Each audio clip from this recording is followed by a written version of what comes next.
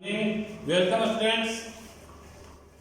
कल हमने अध्ययन किया था केंद्र सरकार के प्रथम अंग व्यवस्थापिका का गठन पढ़ा, उसकी शक्तियां पढ़ी, संसद की शक्तियां पढ़ी, लोकसभा राज्यसभा दोनों की अलग अलग शक्तियां पढ़ी।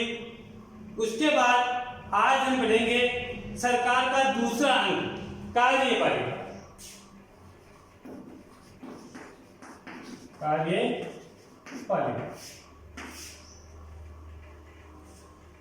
कार्यपालिका के अंतर्गत कौन कौन आते हैं? तो कार्यपालिका का गठन है वो राष्ट्रपति, उपराष्ट्रपति, प्रधानमंत्री एवं उसकी मंत्रिपरिषद एवं भारत के महान न्यायवादी से मिलकर कार्यपालिका का गठन होता है। इनमें हम सबसे पहले अध्ययन करेंगे राष्ट्रपति का। इसका राष्ट्रपति का जो भारत का प्रथम नागरिक होता है। संविधान के अनुच्छेद 52 के अनुसार भारत का एक राष्ट्रपति होगा। अनुच्छेद 52 के अनुसार भारत का एक राष्ट्रपति होगा। अनुच्छेद 53 के अनुसार कार्यपालिका शक्ति राष्ट्रपति में निहित होगी। राष्ट्रपति में निहित होगी। याद रह जाएंगे ये बात। अनुच्छेद 52 के अनुसार भारत का क्या हुआ है कि राष्ट्रपति। अनुच्छेद 53 के अनुसार यहां पर ध्यान रखना, कार्यपालिका यानी संघीय कार्यपालिका ध्यान रखना। राज्य की कार्यपालिका की शक्ति राष्ट्रपति हाथ में नहीं है। संघीय कार्यपालिका शक्ति राष्ट्रपति में निहित होगी, जिनका उपयोग वह स्वयं या अपने अधीनस्थ पदाधिकारियों के द्वारा करेगा। राष्ट्रपति के अधीनस्थ कौन होता है? राष्ट्रपति होता है। उसको परामर्श देने, सलाह देने के लिए उसके एक प्रधानमंत्री और उसकी मंत्रिपरिषद होती है। भारत में संसदात्मक शासन प्रणाली है। कौन सी? संसदात्मक, जो कहां से ली गई है? ब्रिटेन से ली गई है। और संसदात्मक शासन प्रणाली का एक नियम होता है कि इसमें एक तो वैधानिक प्रधान होता है,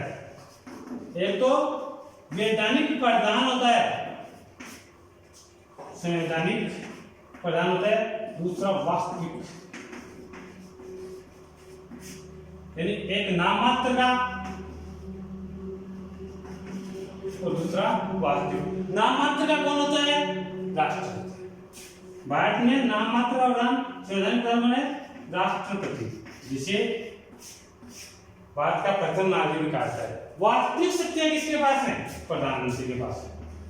किसके पास है? प्रधानमंत्री के पास। ये भी किससे आता है कि भारत में नाममात्र और प्रधानमंत्री का क्या सिस्टम है? जब राष्ट्रपति नाममात्र का है तो प्रधानमंत्री के पास सारी शक्तियां क्यों नहीं रहती?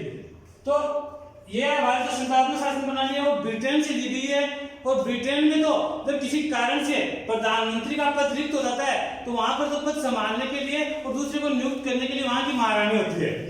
लेकिन भारत में अगर प्रधानमंत्री और प्रधानमंत्री पद का रिक्त होता है तो ये तो बहुत बड़ी है कि समस्या सामने आ जाएगी।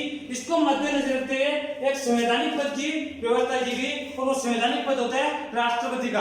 आपको नहीं पता है विद्यार्थियों, लेकिन आपने अपने गुरुजी से, पूर्वजों से सुना होगा, जब हमारे देश की प्रधानमंत्री इंदिरा गांधी खत्म हुई थी, वो सुबह 10 बजे खत्म हो गई थी, लेकिन और सबको पता था कि वो खत्म हो गई है, लेकिन उसकी घोषणा नहीं की गई। कब की गई? शाम को 6 बजे, जब राजीव गांधी ने प्रधानमंत्री का कार्यकाल, प्रधानमंत्री पद पर शपथ ले ली थी, प्रधानमंत्री का कार्य संभाल लिया था। तो इसलिए एक पद होता है संवैधानिक और एक होता है वास्तविक। इसके बाद हम बात करते हैं कि राष्ट्रपति बनने के लिए कौन सी योग्यताएं होनी चाहिए, कौन सी योग्यताएं होनी चाहिए। योग्यताओं में वह भारत का नागरिक होना चाहिए, वह भारत का नागरिक हो,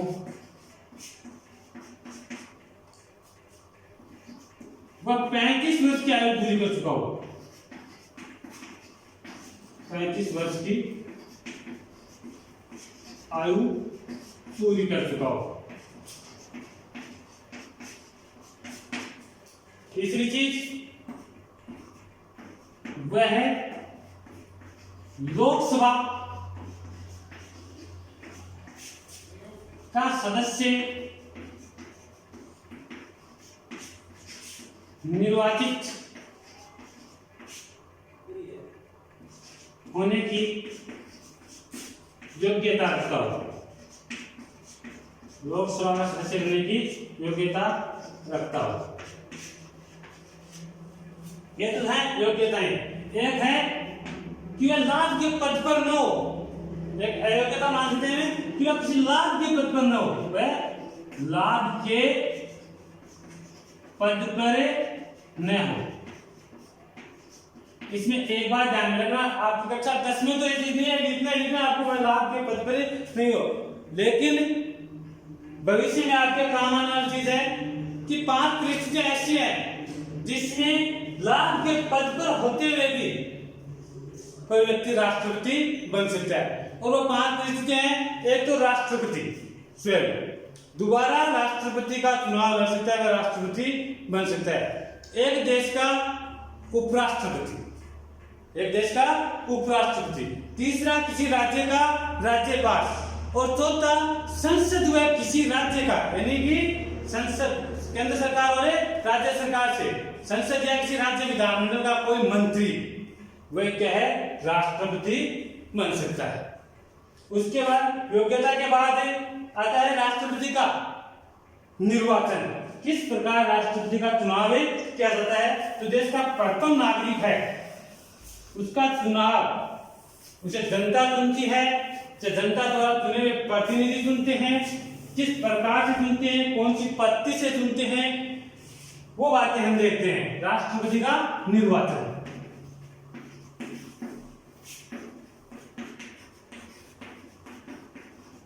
राष्ट्रपति का निर्वाचन, राष्ट्रपति का निर्वाचन अप्रत्यक्ष रूप से किस प्रकार होता है, अप्रत्यक्ष रूप से।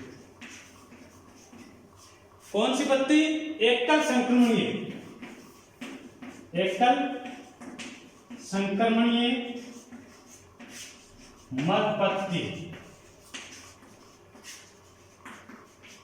द्वारा होता है।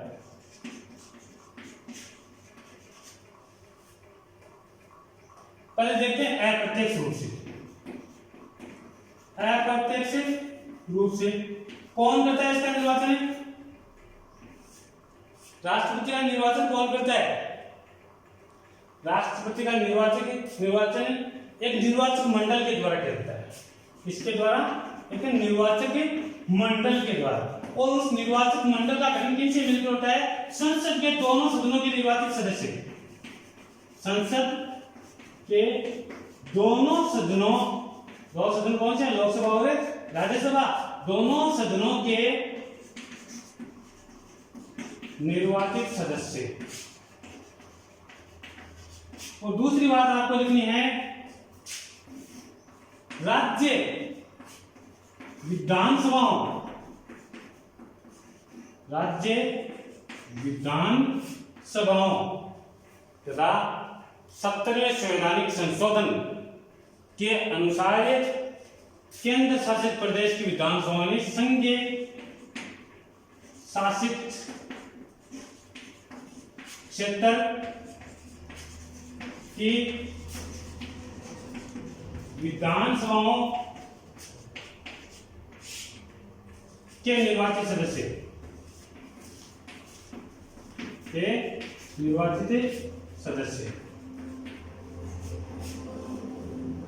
संघीय शासित क्षेत्र में, पूरे संघीय शासित क्षेत्र में विधानसभा नहीं है, केवल 2 केंद्र शासित प्रदेश, दिल्ली और एक पांडिचेरी। भारत के राज्यों और इन 2 केंद्र शासित प्रदेशों के निर्वाचित सदस्य, संसद के दोनों सदनों के निर्वाचित सदस्य किसका चुनाव करते हैं? राष्ट्रपति का चुनाव करते हैं। एक बात ध्यान रखना, केवल निर्वाचित सदस्य, मनोनीत सदस्य नहीं कर सकते, क्योंकि मनोनीत तो किसके द्वारा किए जाते हैं? राष्ट्रपति द्वारा किए जाते हैं। और राष्ट्रपति अगर दोबारा चुनाव लड़े तो वो सदस्य किसके द्वारा मनोनीत किए गए? राष्ट्रपति द्वारा मनोनीत किए गए। जाहिर सी बात है उसी राष्ट्रपति को वोट देंगे। तो मनोनीत सदस्य हैं वो राष्ट्रपति के चुनाव में भाग नहीं ले सकते। इसके बाद ये तो था प्रत्यक्ष, अप्रत्यक्ष। अब अप्रत्यक्ष कैसे आप समझ सकते हैं इसको? जैसे ये राष्ट्रपति है, ये क्या है? राष्ट्रपति। हमारा मान लीजिए संसद के दोनों सदन,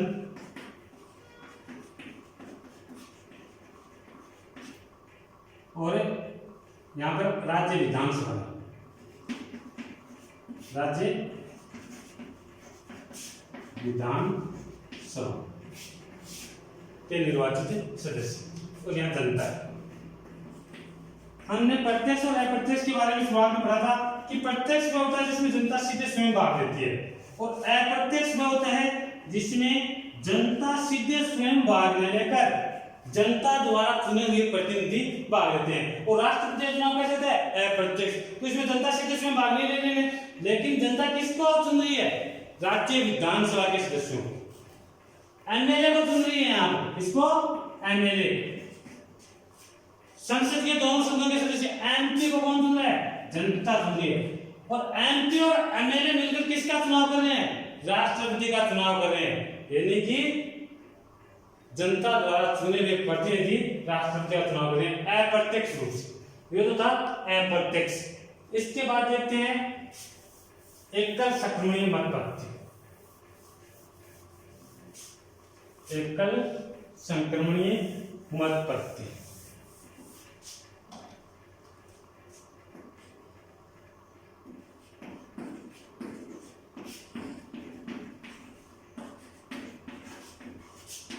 एकल संक्रमणीय मतपत्र। तो संसद के दोनों सदनों में निर्वाचित सदस्य व राज्य विधानसभा में निर्वाचित सदस्यों द्वारा जिस पद्धति से राष्ट्रपति का निर्वाचन किया जाता है वह पद्धति क्या कहलाती है? एकल संक्रमणीय मतपत्र।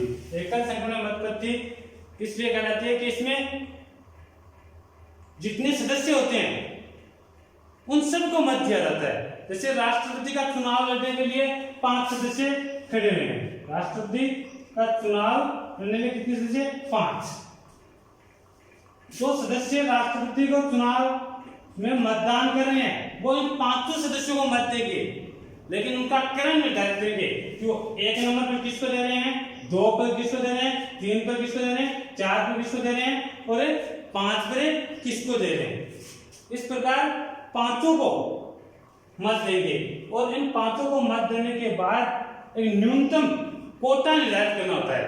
राष्ट्रपति बनने के लिए एक न्यूनतम कोटा निर्धारित होता है और उस न्यूनतम कोटे को निर्धारित करने वाला व्यक्ति क्या बन जाता है? राष्ट्रपति। न्यूनतम कोटे को ज्ञात करने का एक सूत्र है। न्यूनतम कोटा ज्ञात करने का सूत्र है दिए गए वैध मतों की संख्या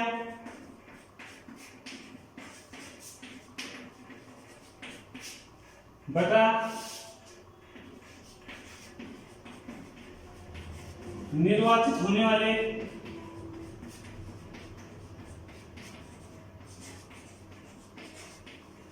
प्रतिनिधियों की संख्या में 1 जोड़ा जाता है और 1 जोड़कर निर्वाचित होने वाले प्रतिनिधियों की संख्या में 1 जोड़कर दिए गए वैध मतों की संख्या में भाग दिया जाता है और उस पर जो प्राप्त होता है उसमें फिर से 1 ही जोड़ा जाता है और जो प्राप्त होता है वह न्यूनतम कोटा यानी उतने मत प्राप्त करने वाले व्यक्ति को राष्ट्रपति का पद दिया जाता है। और जब तक न्यूनतम कोटा प्राप्त नहीं होता जब तक यह प्रक्रिया शुरू रहती है कि जब तक न्यूनतम मान लीजिए इन पांचों में से किसी को भी न्यूनतम कोटा प्राप्त नहीं हुआ, तो जिसको सबसे कम मत मिले, 5 नंबर वाले को जैसे सबसे कम मत मिले, तो उसे इस प्रक्रिया से क्या कर दिया जाता है, दोबारा जो प्रक्रिया होती है उसमें उसे से बाहर कर दिया जाता है। और 5 नंबर वाले व्यक्ति को जितने मत मिले हैं उन मतों का वर्गीकरण इन 4 व्यक्तियों में कर दिया जाता है। 4 व्यक्तियों में किस आधार पर, एकल संक्रमण मत पत्ती के आधार पर, यानी कि इन व्यक्तियों ने केवल 1 नंबर को थोड़ी दिए थे, 2 नंबर 3 नंबर 4 नंबर को भी मत तो दिए थे, किसी को 2 नंबर पर रखा था, किसी को 3 नंबर पर रखा था। उसी आधार पर इन मतों का वापिस इन 4 व्यक्तियों में वर्गीकरण कर दिया जाता है। जब दूसरी बार अगर न्यूनतम कोटा प्राप्त हो जाए तो वह राष्ट्रपति बन जाता है। दूसरी बार भी न्यूनतम कोटा प्राप्त नहीं होने पर इस 4 नंबर के व्यक्ति को भी जो सबसे अंत में रहता है उसे भी हटा दिया जाता है और इसी प्रक्रिया का सहारा लिया जाता है। और जब तक चलता रहता है तब तक न्यूनतम कोटा प्राप्त नहीं कर जाता। न्यूनतम कोटे में जो ये वैध मत है ये भी एक सूत्र से निकाला जाते हैं। एक विधायक का मत मूल्य अलग निकाला जाता है, एक सांसद का मत मूल्य अलग प्रकार से निकाला जाता है। जैसे एक विधायक का मत मूल्य, विधायक का मत मूल्य, विधायक का मत मूल्य निकालने का एक सूत्र है। राज्य की जनसंख्या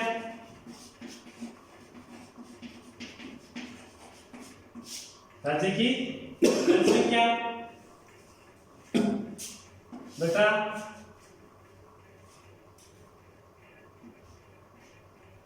निर्वाचित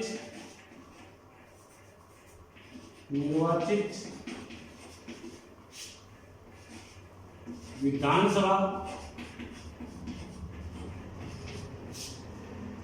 सदस्यों की संख्या भाग 1000। इसमें क्या कर देता है, 1000 का भाग दे देता है। इसमें एक चीज ध्यान में रखनी है आप, जो राज्य की जनसंख्या है, ये राज्य की जनसंख्या सन 1971 की जनगणना में ही विधानसभा सदस्यों का बांट दिया जाता है। सन 1971 की जनगणना के बाद संविधान में ऊपर लिखा गया है कि जब 2021 की जनगणना होगी और 2026 में जनगणना के आधार पर इस प्रक्रिया को परिवर्तित किया जाएगा और 2026 तक सन 1971 की जनगणना के आधार पर ही एक विधायक के मत का मूल्य निकाला जाएगा। यानी राज्य की जनसंख्या में किसका, निर्वाचित विधानसभा सदस्य की संख्या का भाग दिया जाता है।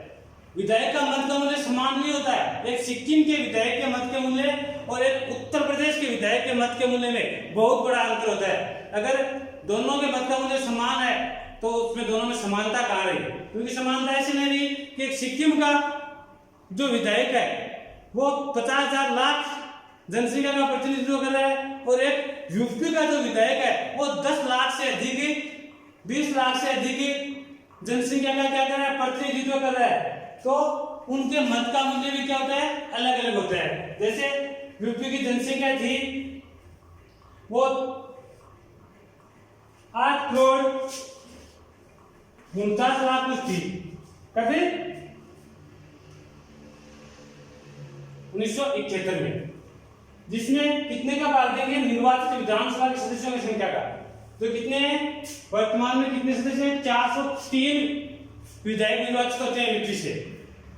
और उसमें भाग देने को जो प्राप्त होता है उसमें कितने का भाग देते हैं, 1000 का भाग देते हैं। तो कितने आते हैं, लगभग 208 सदस्य आते हैं। कितने, 200। यानी कि यूपी के, उत्तर प्रदेश के एक विधायक के मत का मूल्य कितना होता है, 208।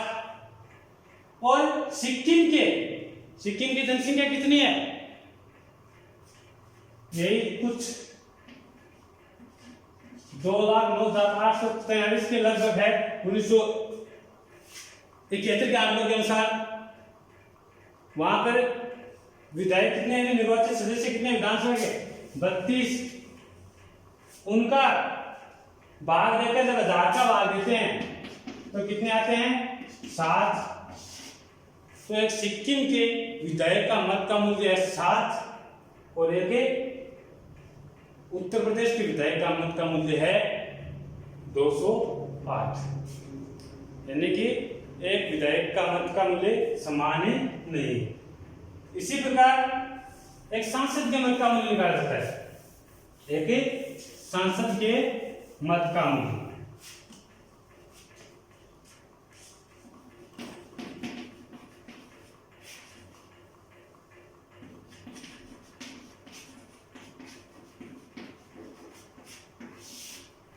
सांसद के मत का मूल्य किस प्रकार निकाला जाता है? विधान सभाओं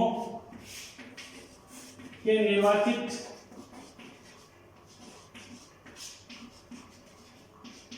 सदस्यों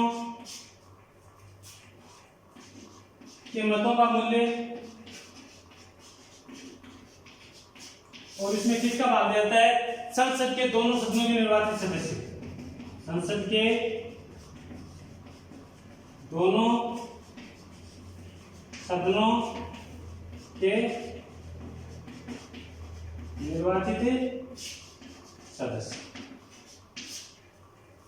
विधानसभा के निर्वाचित सदस्यों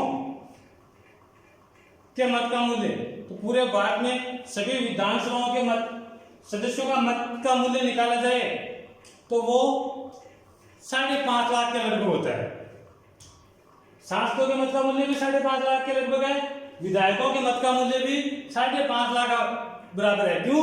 क्योंकि इन दोनों को समान रखा गया है कि कहीं भी ऐसा न हो जाए कि कभी सांसद मिलकर राष्ट्रपति का निर्वाचन कर ले या फिर विधानसभाओं के सदस्य मिलकर राष्ट्रपति का निर्वाचन कर ले, कभी नहीं कर सकते। दोनों साथ मिलकर ही राष्ट्रपति का निर्वाचन करते हैं। इसलिए दोनों की संख्या लगभग 5.5 लाख के आसपास बनती है। और उसे 5.5 लाख जनसंख्या में जब हम भाग देते हैं 5,49,795 या 995 के लगभग जनसंख्या है, उसमें हम संसद के दोनों सदनों के निर्वाचित सदस्य, दोनों सदनों के निर्वाचित सदस्य कितने हैं? जैसे लोकसभा में निर्वाचित कितने होते हैं? 543, और 543 में राज्यसभा के सदस्य जोड़ देते हैं, राज्यसभा में कितने होते हैं? 233, यानी कुल मिलाकर 776 सदस्य। संसद के दोनों सदनों में कितने? 776 सदस्य होते हैं। और जब इन 776 सदस्यों का इस 5.5 लाख जनसंख्या में भाग दिया जाता है तो उसके अंतर्गत आते हैं आपके 708। और एक सांसद के मत का मूल्य भारत में समान रहता है 708, जबकि एक विधायक का मत का मूल्य है वो जनसंख्या के आधार पर निर्धारित होता है। पूरे राज्य के विधायकों का मत का मूल्य समान नहीं है, क्योंकि सांसद का मत का मूल्य सबका क्या है? समान है। तो इस प्रक्रिया से एक सांसद के मत के मूल्य से, विधायक के मत के मूल्य से, इन दोनों द्वारा विधानसभा के सदस्यों और संसद के निर्वाचित सदस्यों द्वारा मिलकर अप्रत्यक्ष रूप से एकल संक्रमणीय मत पद्धति द्वारा राष्ट्रपति का निर्वाचन किया जाता है। उसके बाद राष्ट्रपति के निर्वाचन के बाद राष्ट्रपति को जब चुना गया है तो ये लोकतंत्र है, गणतंत्रात्मक राष्ट्र है, यहाँ पर तानाशाही शासन नहीं हो सकता। जिसको निर्वाचित किया जाता है उन्हें पद से हटाने की व्यवस्था भी इस संविधान में की गई है। और पद से हटाने के लिए, राष्ट्रपति को पद से हटाने के लिए महाभियोग राष्ट्रपति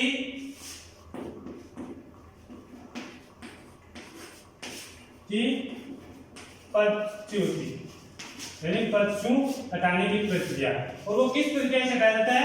महाभियोग द्वारा। और हमने संसद की शक्तियों में पढ़ा था कि राष्ट्रपति पर महाभियोग किसके द्वारा लगाया जाता है? संसद के दोनों सदनों द्वारा। किसके द्वारा? संसद के दोनों सदनों द्वारा। और संसद के किसी भी सदन में, चाहे लोकसभा हो या राज्यसभा, किसी भी सदन में सर्वप्रथम 1/4 सदस्यों के साथ, यानी 25% सदस्यों के साथ, शुरुआत में 1/4 सदस्यों के साथ किसी प्रस्ताव को प्रस्तावित किया जाता है। महाभियोग संबंधी प्रस्ताव को प्रस्तावित किया जाता है। 1/4 सदस्यों के प्रस्ताव को अगर उसी सदन के, जैसे मान लीजिए लोकसभा के 1/4 सदस्यों ने राष्ट्रपति के विरुद्ध कि ये संवैधानिक तंत्र के अनुसार नहीं चल रहा है तो महाभियोग लगाना चाहते हैं, तो 1/4 सदस्य जिस सदन से लोकसभा से प्रस्ताव लेते हैं उसी सदन के अगर 2/3 सदस्य यानी 2/3 बहुमत से उस प्रस्ताव को पारित कर दें तो वह प्रस्ताव किसके पास रहता है? संसद के दूसरे सदन के पास है, और संसद का दूसरा सदन उसकी जांच करता है, या तो स्वयं जांच करता है या उसके लिए